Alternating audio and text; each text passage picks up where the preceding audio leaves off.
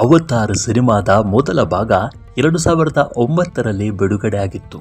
ಅಂದರೆ 17 ವರ್ಷದ ಹಿಂದೆ. ಆಗ ಸಿನಿಮಾ ಟಿಕೆಟ್ ದರಗಳು ಈಗಿರುವುದಕ್ಕಿಂತ ಅರ್ಧದಷ್ಟು ಸಹ ಇರಲಿಲ್ಲ. ಆದರೆ ಆಗ ಆ ಸಿನಿಮಾ ಬರೆದಿದ್ದ ಬಾಕ್ಸ್ ಆಫೀಸ್ ದಾಖಲೆಯನ್ನು ಈಗಲೂ ಇನ್ಯಾವ ಸಿನಿಮಾಕ್ಕೂ ಮುರಿಯೋಕೆ ಆಗಿಲ್ಲ.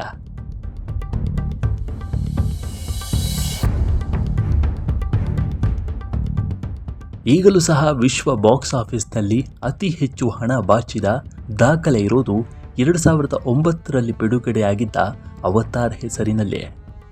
ಕಳೆದ ವರ್ಷ ಡಿಸೆಂಬರ್ ತಿಂಗಳಲ್ಲಿ ಅವತಾರ್ ಸಿನಿಮಾದ 3ನೇ ಭಾಗವಾದ ಅವತಾರ್ ಫೈರ್ ಆ್ಯಂಡ್ ಆ್ಯಶ್ ಬಿಡುಗಡೆ ಆಗಿತ್ತು.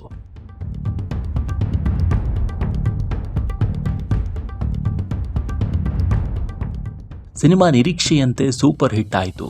ಇದೀಗ ಈ ಸಿನಿಮಾ OTTಗೆ ಬರ್ತಿದೆಯಂತೆ. ಜೇಮ್ಸ್ ಕ್ಯಾಮರೂನ್ ನಿರ್ದೇಶನದ ಅವತಾರ್ 3 ಸಿನಿಮಾ ಜೂನ್ 24ರಂದು ಡಿಜಿಟಲ್ ಪ್ಲಾಟ್ಫಾರ್ಮ್ಗೆ ಬರಲಿದೆ. ಸಿನಿಮಾವನ್ನು ಜಿಯೋ ಹಾಟ್ಸ್ಟಾರ್ನಲ್ಲಿ ವೀಕ್ಷಿಸಬಹುದಾಗಿದೆ. ನಾವಿ ಜನಗಳ ಕಥೆಯನ್ನು ಒಳಗೊಂಡ ಈ ಸಿನಿಮಾ ಅದ್ದೂರಿ VFX ಜೊತೆಗೆ ಲೈವ್ ಮೋಷನ್ ಕ್ಯಾಪ್ಚರ್ ತಂತ್ರಜ್ಞಾನದ ಮೂಲಕ ಅತ್ಯದ್ಭುತ ದೃಶ್ಯ ವೈಭವವನ್ನು ಒಳಗೊಂಡಿದ್ದು, ಸಖತ್ ಆ್ಯಕ್ಷನ್ ಜೊತೆಗೆ ಭಾವುಕ ಅಂಶಗಳನ್ನು ಸಹ ಒಳಗೊಂಡಿದೆ.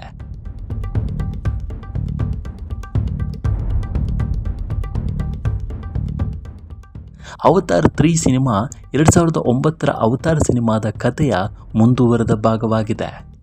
ನಾವಿ ಜನರ ಮೇಲೆ ಮನುಷ್ಯರ ದಬ್ಬಾಳಿಕೆ ಹಾಗೂ ಪ್ರಕೃತಿ ಮಾತೆಯ ಜೊತೆ ಸೇರಿಕೊಂಡು ಹೇಗೆ ನಾವಿ ಜನರು ಮನುಷ್ಯರನ್ನು ಹಿಮ್ಮೆಟ್ಟಿಸುತ್ತಾರೆ, ತಮ್ಮ ನೆಲವನ್ನು ಪ್ರಕೃತಿಯನ್ನು ಹೇಗೆ ಉಳಿಸಿಕೊಳ್ಳುತ್ತಾರೆ ಎಂಬುದೇ ಅವತಾರ್ ಸಿನಿಮಾದ ಎಲ್ಲ ಕಥೆಗಳ ಮೂಲ ಧಾತುವಾಗಿದೆ.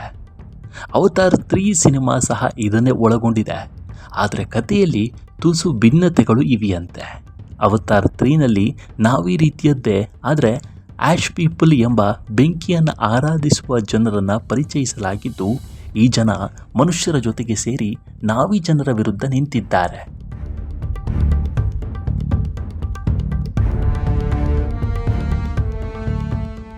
ಈಗಾಗಲೇ ಚಿತ್ರಮಂದಿರಗಳಲ್ಲಿ $1.5 ಶತಕೋಟಿ ಹೆಚ್ಚು ಹಣ ಗಳಿಸಿರುವ ಈ ಸಿನಿಮಾ ಇದೀಗ ಜೂನ್ 24ರಂದು ಡಿಸ್ನಿ ಪ್ಲಸ್ ಹಾಟ್ಸ್ಟಾರ್ನಲ್ಲಿ ಬಿಡುಗಡೆಯಾಗಲು ಸಿದ್ಧವಾಗಿದೆ.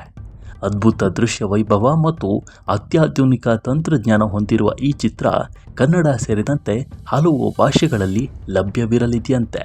ಅವತಾರ್ ಸಿನಿಮಾ ನೋಡೋಕೆ ನೀವು ಕಾತುರದಿಂದ ಕಾಯ್ತಾ ಇದ್ದೀರಾ? ಅವತಾರ್ 3 ಬಗ್ಗೆ ನಿಮ್ಮ ಅಭಿಪ್ರಾಯ ಏನು ಅನ್ನೋದನ್ನು ಕಾಮೆಂಟ್ ಮೂಲಕ ತಿಳಿಸಿ.